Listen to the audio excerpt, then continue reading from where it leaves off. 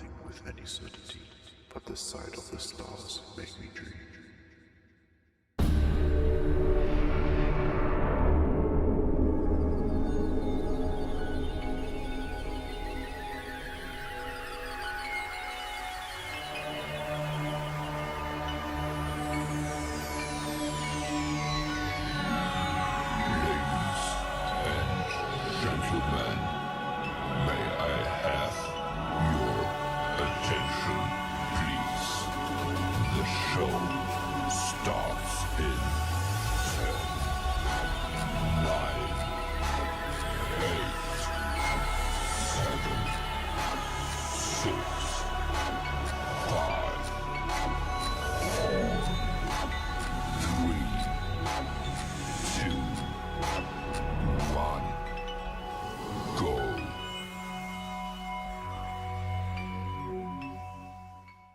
Assalamualaikum and hi everyone. Okay, today we will be doing our audit 1 group assignment. My name is Mohamed Zaflahal Mustain and this is my partner. My name is Elisa Kuslida. Today our assignment topic will be valuation and allocation of auditing. Okay, before we move to our topic for today, which is valuation and allocation in assertion, we need to first understand what is assertion in auditing. Well, assertions are characteristics that need to be tested to ensure that the financial record and disclosure are correct and appropriate. The International Financial Report Standard, IFRS, are a set of accounting standards issued by the International Accounting Standard, ISB, and the IFRS Foundation aim to provide a common set of accounting rules that are consistent, transparent, and comparable internationally. IFRS developed ISA 315, which include the categories and example of assertion that may be used to test financial records. There are 2 types of assertion, each of which related to different events. The first one is transaction level assertion. Transaction level assertion are made in relation to classes of transactions such as revenue, expenses, and dividend payment. There are 5 types of transaction level assertion, which is occurrence, completeness, accuracy, cut-off, and also classification. While the other assertion is account balance assertion. Account balance assertion apply to the balance sheet items such as asset, liability, and also shareholders' equity. There are 6 types of accounting balance assertion.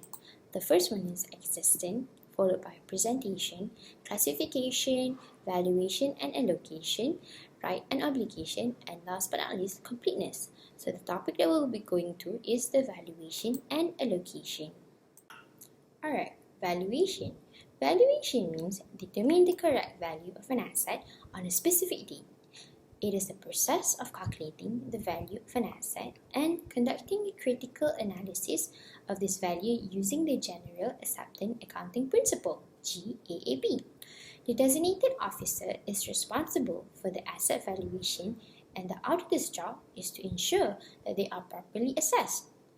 Auditor should obtain a professional credential, approved value, and other qualified person to ensure the proper valuation of the asset. The primary responsible of a company official is the valuation. Since an auditor is not a technical individual, the auditor may rely on the valuation of the concerned officer, but it must be clearly specified in the report. Asset verification is impossible without valuation. That was the meaning of valuation in terms of textbook or theory. Now let's see the meaning of valuation in a professional perspective. So, R. Bentley Boy said that valuation means a company balance sheet is not drawn for the purpose of showing what the capital will be worth if the asset were realized and liability was paid off, but to show how the capital stands invested. According to Joseph Lancaster, the valuation of an asset is therefore an attempt to equitable distribution of the original outlay on the period of asset usefulness. We know that valuation and allocation are important. Here are a few objectives on why we need them in our business. First, it provides us a baseline. Just like getting an annual physical at the doctor's office, regular valuation provides a baseline. They serve as an indication on what we are doing right and how we can make our business better. Some years our value may be up, other years it may reduce a little bit, particularly in the event of a market correction. But without knowing our baseline, we have no solid evidence on how we are actually doing. Auditor also will not have any guidance in giving their opinion, thus having a regular valuation will get the accurate reading of our company. Next, valuation or allocation help chart the cost for the future. Simply put, we don't know where to go if we don't know where we are. Valuation can help our business in determining ways to improve the business. Perhaps a valuation will indicate the need for a technology investment or hiring new employee. Maybe we'll come up to realize that an expenses can be reduced or eliminated. Valuation can often help an owner make a change to the business or assist with a decision they may have been having difficulty with. This will also help us in getting an unmodified report, as it clearly states the value of our company to the auditor. Furthermore, valuation creates accountability.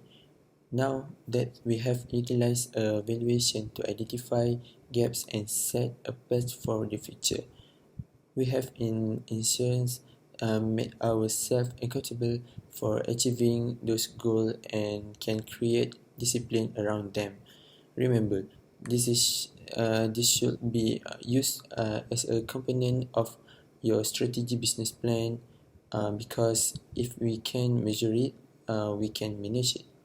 When we know the value of asset, liability, and also equity of our company, we taking the accountability in preparing clean financial statement. We are responsible in ensuring no red flag in our report. Lastly, valuation help us manage our business. Valuation can and it should be used as a powerful driver of how we manage our business.